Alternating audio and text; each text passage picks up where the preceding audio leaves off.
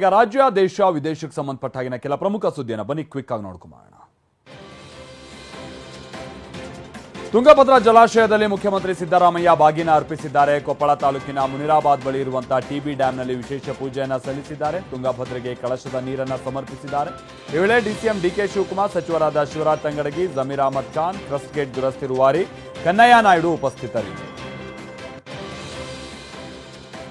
BBMP ಮೈದಾನದ gate ಒಂದು ಬಿದ್ದು ಮಗುವೊಂದು ಮೃತಪಟ್ಟಿರುವ ದುರ್ಘಟನೆ ಬೆಂಗಳೂರಿನ ಮಲ್ಲೇಶ್ವರಂನಲ್ಲಿ ನಡೆದಿದೆ. 10 ವರ್ಷದ ಬಾಲಕ ನಿರಂಜನ್ ಆಟ ಆಡೋದಕ್ಕೆ ಮೈದಾನಕ್ಕೆ ಹೋಗಿರ್ತಾನೆ.